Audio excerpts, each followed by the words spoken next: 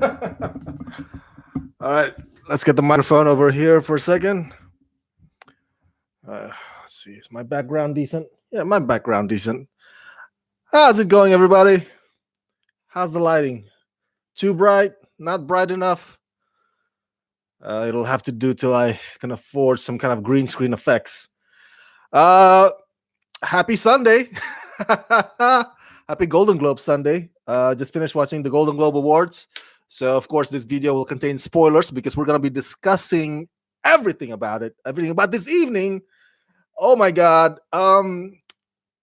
Winners, surprises, moments, all the little thoughts. So let's get right to it. I have my notes on my screen. Do you have your notes on your screen? If not, can you chime in with me as we go here? Feel free to do that in the chat or in the comment section below. Let's go through the winners first, man. Oh my God. This is, by the way, Golden Globes Awards 2020, hosted once again by Ricky Gervais for the fifth time. Fifth time! Damn, 5 times, dude. That's got to be some kind of world record. All right. Let's go through the winners. I don't have a lot of opinions about the TV category, mainly because there are just too many TV shows out there, man. I can't keep up with watching all of them. I'm sorry. I apologize. I mostly uh, swim in the pools of mostly, Netflix or Amazon Prime or HBO. So there's a lot that I still miss out on. I haven't seen Ozark. That's also on Netflix. But yeah, let's go through. Best performance by an actor, supporting role in limited series is Stellan Skarsgård, who I think gave the best acceptance speech this evening. Excuse me, this evening, because he talked about was his eyebrows. I kid you not, the whole speech was. I mean, I think he forgot to thank his family. The only person he thanked was like the makeup guy who put fake eyebrows on his face. Fantastic speech. Love it. So unique. Best performance by an actor, supporting role, limited series.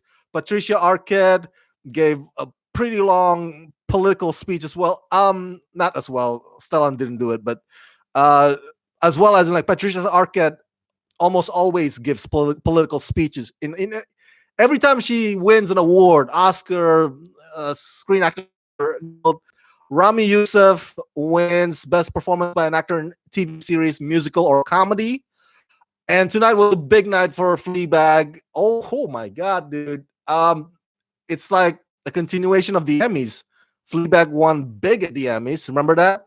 And now they won big at Golden Globe. So I was like, oh, well deserved. Fantastic show. If you haven't seen Fleabag, you are missing out. You got to check it out. It's on Amazon Prime. Yeah, Amazon Prime, right? Yeah, it's on Amazon Prime. So she won. Phoebe Waller-Bridge won Best Performance by an Actress. The Fleabag show won also Best Comedy Series. Best Actor TV Series Drama is Brian Cox for Succession. I haven't seen Succession. People say, Rama, you got to check it out. It's a fantastic show. And you know what? I got to check it out because it's on HBO. HBO is one of my favorite networks. It's the home to great storytelling. So I got to check it out. I tweeted about this one. Best performance by an actress in a TV series drama is Olivia Colman for The Crown. Isn't it interesting that Olivia Colman keeps winning accolades and awards left and right for playing a queen? She played a queen in The Favorite, right? And then she won Oscar for it. And then she played the queen in the Crown, and she won awards for it too. So I think there's something about Olivia Colman and queen roles that do her good.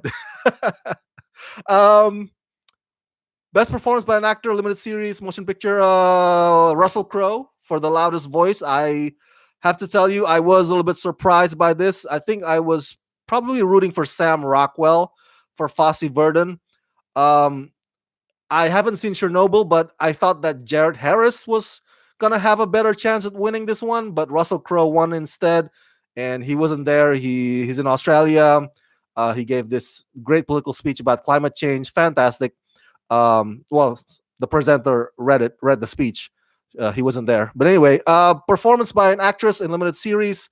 The winner is Michelle Williams for Fosse Verdon. See, I thought it was going to be a Sam Rockwell Michelle Williams night, but Sam unfortunately did not win. So I was like, ooh, that was a miss on my prediction. Best TV limited series, motion picture made for TV. The winner is Chernobyl. All right, HBO, home to great storytelling. What? All right. Best TV series drama is Succession. Again, I haven't seen Succession. I made a note on my tweet that when they announced Succession as best TV drama, I was surprised, not because Succession won, but because they announced it so early in the evening. I was like, "Whoa, what is this?"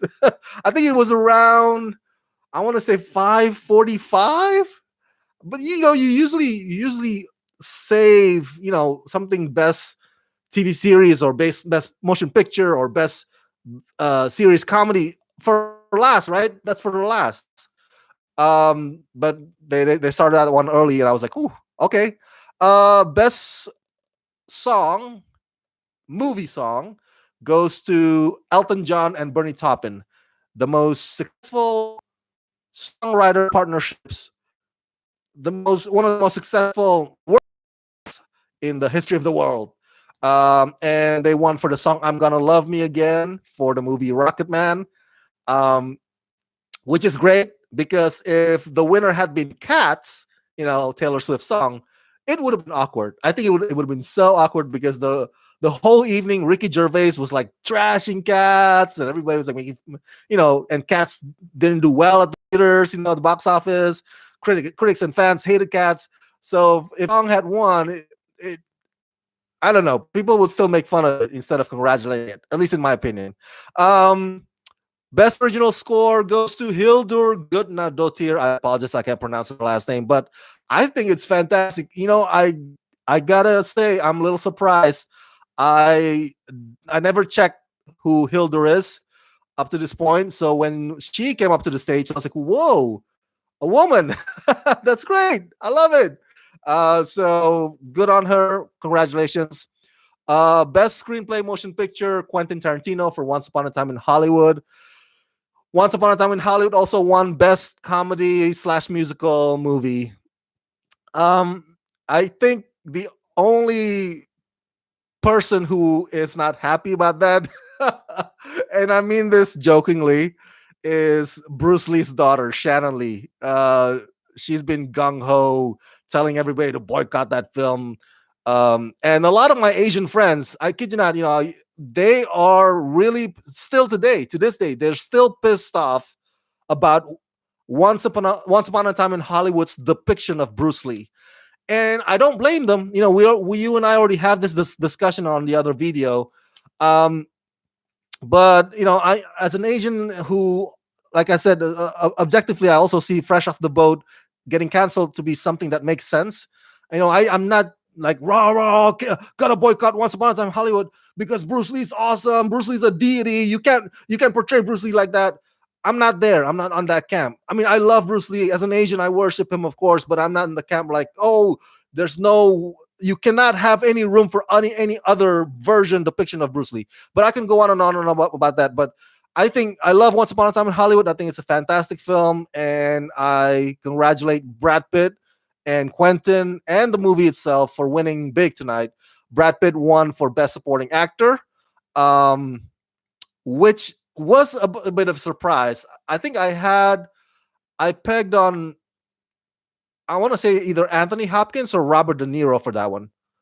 But either one of them could win. They're all great. Joe Pesci too. Whew, so great. Um, let's see who else we have here. Give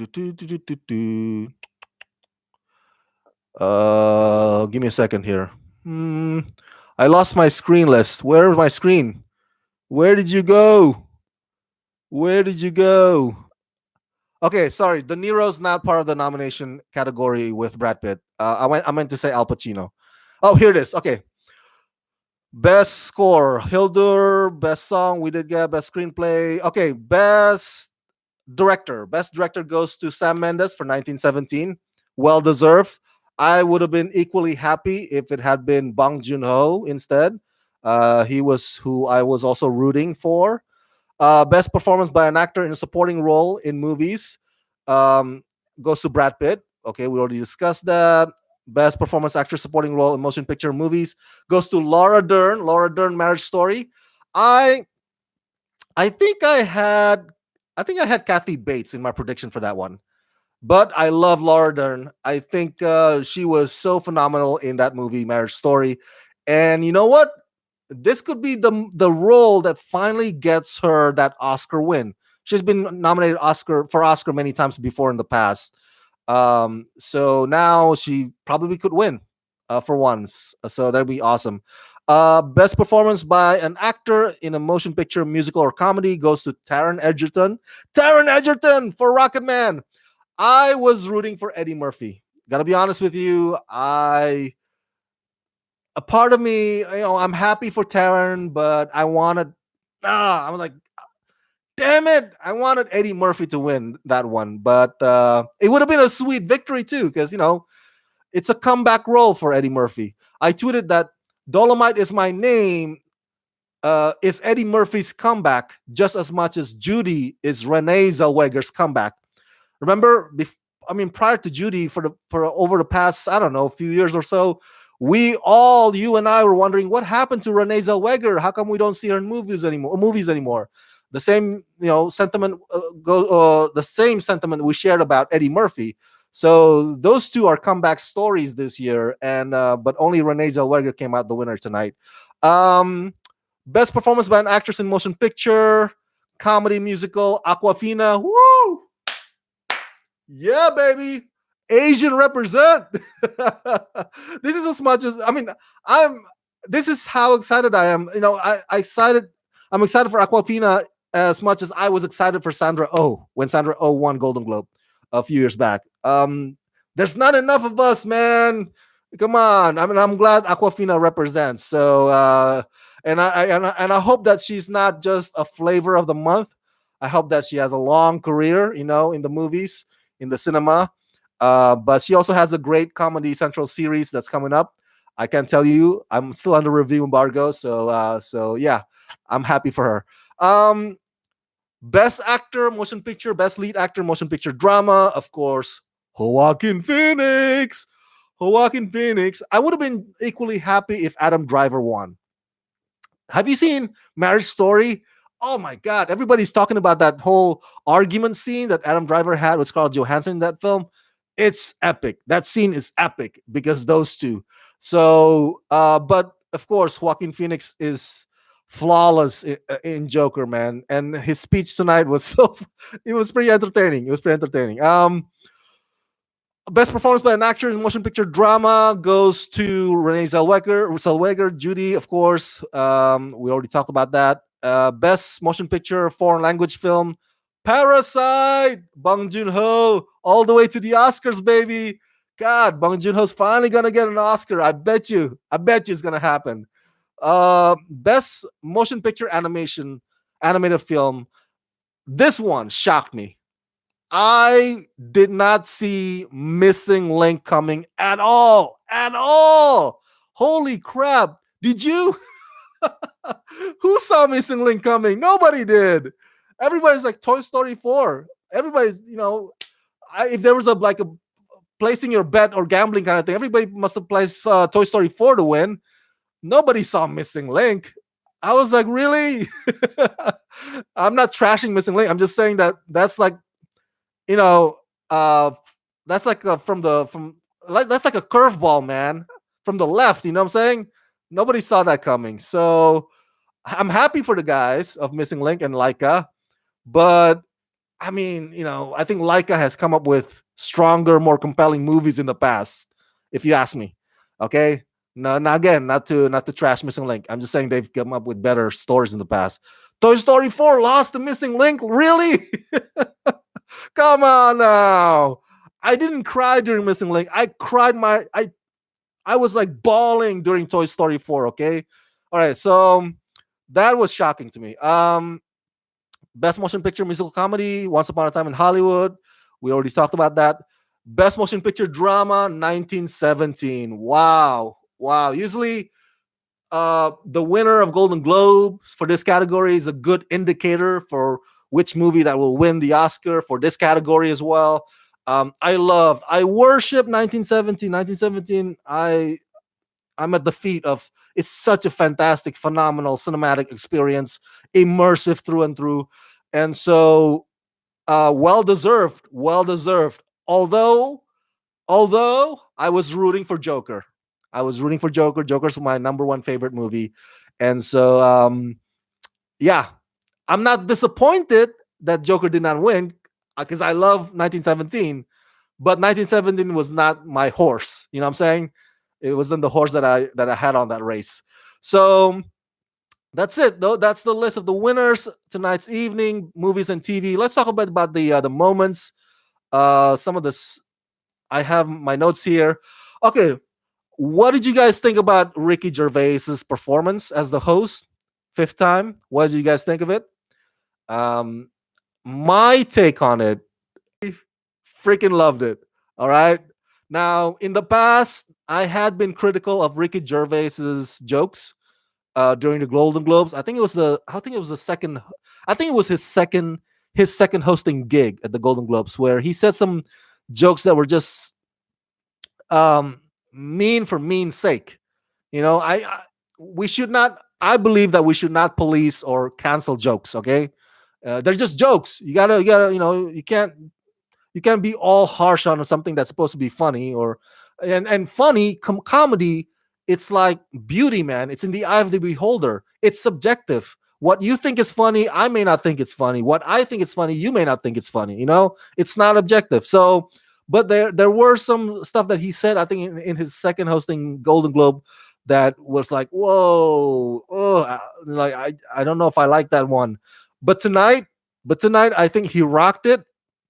And I think it's wise on the HFPA's part to kind of keep Ricky Gervais at a minimum tonight. You know what I'm saying?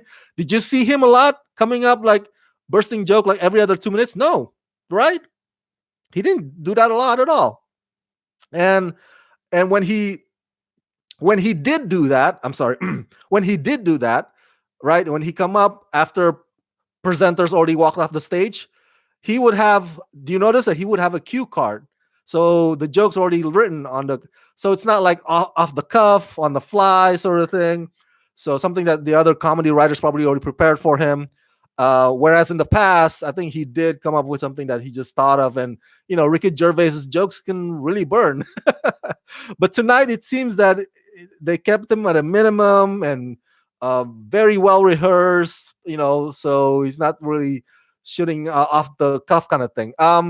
But I love his Felicity Huffman joke. I know a lot of people are like, oh, but come on, that was so fun. That was great. Jonathan Price did not like Ricky Gervais's two popes joke, but I thought it was funny. You see the camera pan on Jonathan Price, and he's like, he was not laughing. He was not laughing.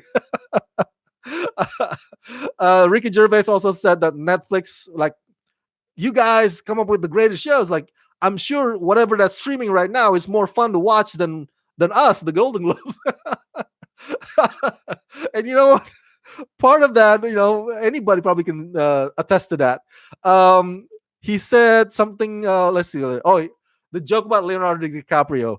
He said Leonardo DiCaprio attended the Irishman premiere.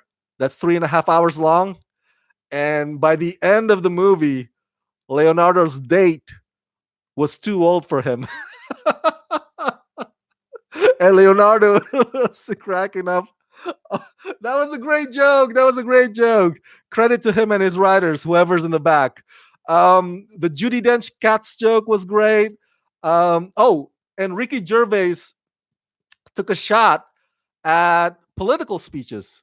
I have a friend, fellow press. I won't name his name here, but he hates it when celebrities do political speeches. When they accept their awards, he hates it. It's like, why can't the celebrities just like accept the awards, thank their family, and just get off the stage? Like, what's with this political speech? Like, and it's not like my friend is not like a Trump supporter. He's not really easily triggered, but he hates it. He hates political award acceptance speeches. So Ricky Gervais took a shot at that. He said, "You guys, he's like the ones attending. You guys, celebrities, you guys are Hollywood.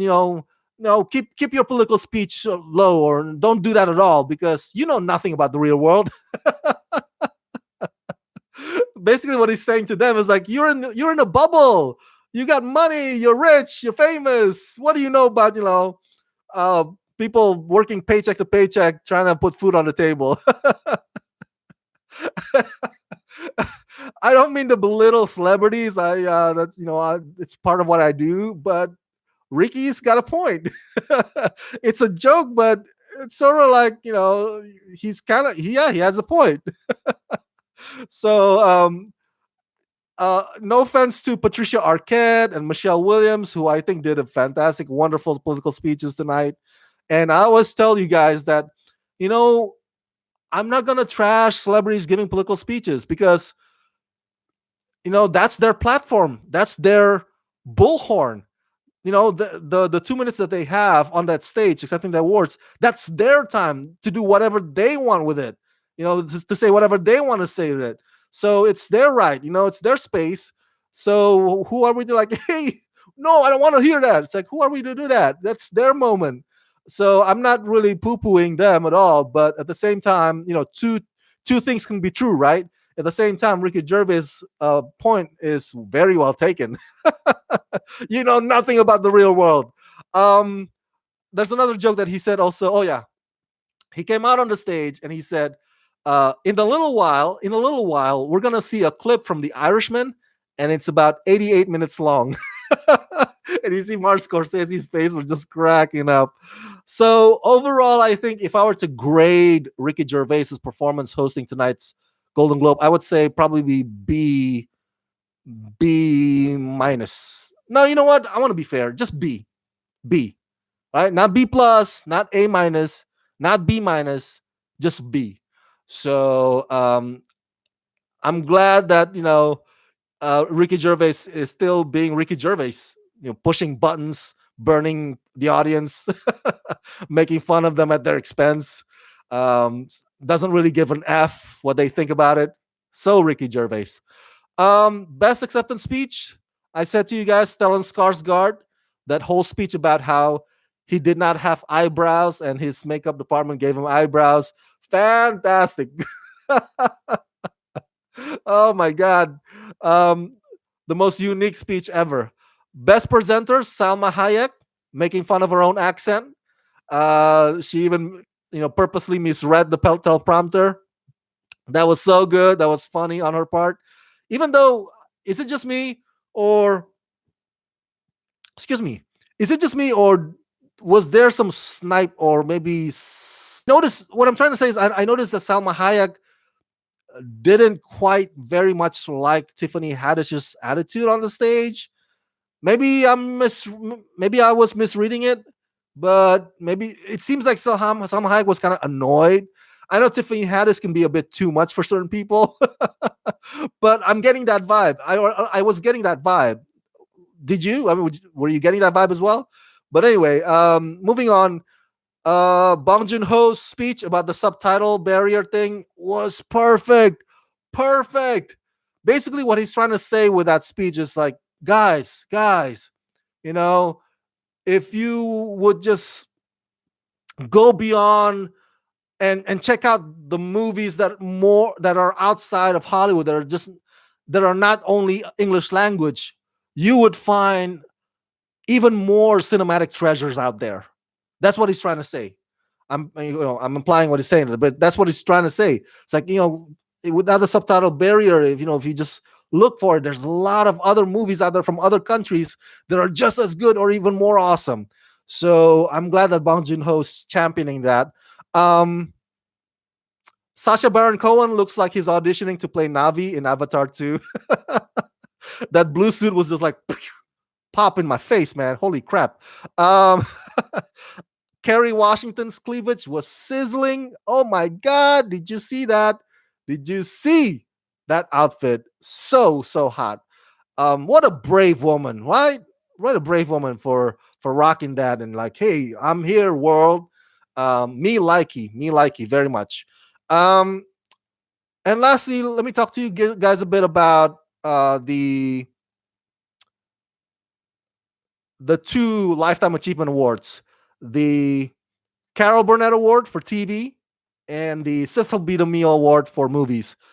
I love the montage for both actors, Ellen DeGeneres and Tom Hanks. Ellen DeGeneres, her speech was great. And you know what? I got to be honest with you here. I have heard stories from staff workers who worked for Ellen DeGeneres, her subordinates. I'm talking about staff here, on her show, not necessarily her. I'm not talking about her producer or co-stars, but people who work under her. And I've heard nightmarish stories. I've heard that she's hard to work for. She's demanding. She's tough on them, like not tough like reasonable tough, but unreasonable tough. That's what I've heard. I've heard that she's a nightmare to work for. I don't know if that's true or not, but that's the stories I've heard out there. And everybody's lived experience is different, right? Yours different than mine. Our My perception of somebody or this person might be different from your perception of that same person. But two things can be true, like I said, and we cannot deny the fact that Ellen DeGeneres did pave the way for not just for gay actors on the mainstream media, but also she kind of was part of the people who made or who change, I should say, who changed America's perception of LGBTQ. Remember, guys, back in 1996, five, I want to say, I mean, there's that Defense of Marriage Act that was under Bill Clinton. I mean, that was just like what 25 years ago. America was still uptight and was still prejudiced, and even, of course, America has been always been like that, even worse in the 60s with the civil rights. I'm talking about like just 25 years ago. It was not like freaking 40, 50. Even then, it was still bad. So for that change to happen over these past couple of decades, Ellen DeGeneres had a part in that. So the award to me was well deserved. I think more than just about her contributions to TV, just a contribution to culture in general. Whereas Tom Hanks, oh my God, dude, woo! Did you see Tom Hanks' speech?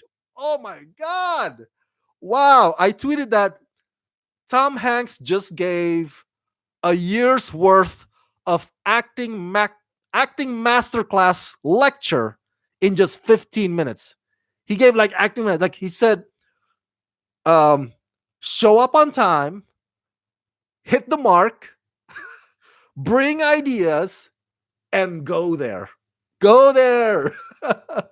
That whole speech was like him pretty much just bestowing his wisdom and sharing his wisdom to everybody in that room. It was great. It was great. If you are an actor, I'm not an actor. If you were an actor, you would have probably been enriched by that speech. I'm surprised. I'm surprised that that online teaching website thing, masterclass. You've seen the advertisements on YouTube. Martin Scorsese also teaches masterclass. I'm surprised that they haven't had Tom Hanks to to teach one of their masterclass. But I'm guessing it's probably because they already have a lot of established actors doing that. Samuel L. Jackson now has a masterclass acting. But anyway, in just 15 minutes, he gave that advice. And my friend Jana on camera also replied to my tweet saying like, that advice can apply to any field, any work. You're right. She's right. She's right. Show up on time, hit the mark, bring ideas, and go there. Right? Whatever field it is, right? Construction work to doctor, lawyer, whatever. You can apply that. And I think the universe will pay you well, but in return, if you do those 4 bullet points. Fantastic. I had the opportunity to meet Tom Hanks just once at the press junket of his movie Larry Crown, the one that he directed. This was like in 2011, I believe. And he noticed my Superman shirt. I was wearing Superman shirt. He's like, "Hey, look at that Superman." It's like, "Yeah, thank you." I shook his hand and I told myself I was never gonna wash his hand again. Of course, but I was just I admired him. And Forrest Gump is my favorite movie of all time. People ask me, Rama, what's your number one favorite movie of all time? It's Forrest Gump. I can watch that movie if I go to a hotel, for example, right, traveling, and I turn on the TV in the hotel, and that happens to play Forrest Gump. I would stop whatever it is I'm doing, lie on my bed while watching Forrest Gump. It's just so good. I can watch that again and again. And much of that is thanks to Tom Hanks's performance. And he's just a good guy. And I don't know if you know this, but Tom Hanks in person curses a lot. He drops f bombs like crazy in that press junket. But he's such a nice guy that he makes those f bombs sound even nice. Instead of mean or hateful. It's like f this, but it sounds nice coming from him. So Big Baby as well. Do you think anyone was robbed tonight? You know, as far as getting snubbed, I don't have an answer to that question of yours. Although I would say this, Big Baby Bolt, that um, I do agree with the argument out there saying, "Hey, how come there's no women director getting nominated?" So I think that's something that needs to. I know Ricky Gervais joked a bit about it, but it's for on a serious note though. We need to recognize female filmmakers. Lulu Wang should have been on that list. Greta Gerwig should have been on that list. The big five. Um, I'm glad that Bong Joon Ho it was nominated. That's people of color. That's a minority. That's Asian. But we also need to have female filmmakers getting nominated for best director. So I think it's not so much getting robbed. I already mentioned to you some of the surprises. I mentioned to you like, whoa, I was not expecting that one to win. I was rooting for that person instead. But it's not like I was angry that that other person win instead of my person. You know what I'm saying? So it's not so much as robbed as in like we need to have definitely at least for the director category, we need to include women in there, definitely. So Oscar nominations is coming up. Oscar nominations announcement is January 13th. So mark it on your calendar. That's Monday morning, 5 a.m. January 13th. I'll be here 13th January 13th, giving you my live reaction as the nominations are announced. So make sure you also tune in for that. So that's it. That's my long rant of this evening's Golden Globes. My reaction, my analysis, the ceremony. So I have no big complaints about the winners at least. I mean the winners either.